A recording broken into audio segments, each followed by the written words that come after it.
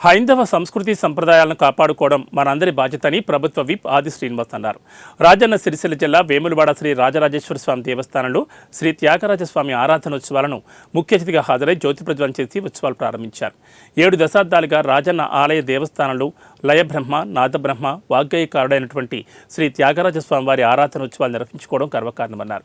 నేటి నుంచి 5 రోజుల పాటు జరగనున్న ఉత్సవాలు సంగీత విద్వాంసులు, కళాకారులు పాల్గొని పలు సాంస్కృతిక కార్యక్రమాలు నిర్వహించుకోవడం జరుగుతుందని తెలిపారు.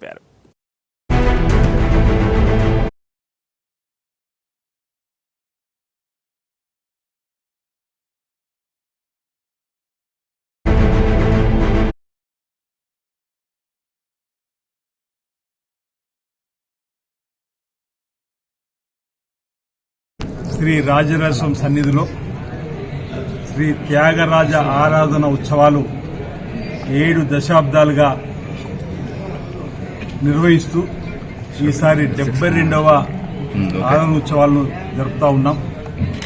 ప్రధానంగా త్యాగరాజు గారు వాగ్గేయకారుడిగా, లయబ్రహ్మగా, నాదబ్రహ్మగా మన తెలుగువాడే అయినప్పటికీ తంజావూరు రాష్ట్రంలో వారు పుట్టి పెరిగి కర్ణాటక సంగీతంలో విద్వాంసుడిగా చక్కటి పేరు ప్రఖ్యాతులు పొంది అనేక కీర్తనలు ఇంచుమించు 24 పైచిలుకు కీర్తనల ద్వారా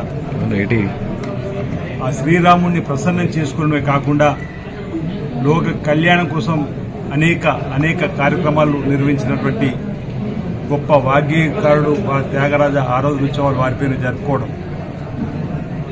వారు రచించినటువంటి కీర్తనలో జగనందకార అనేటువంటి ఒక కీర్తనలో శ్రీరాముణ్ణి 108 పేర్లతో కొలిచేటువంటిది. ఆ శ్రీరాముణ్ణి ప్రసన్నం చేసుకొని వాగ్గేయకారుడు అంటే మన కీర్తనతో కూడా దేవుడికి దగ్గర కావచ్చు అనేటువంటి మరి యొక్క అంశం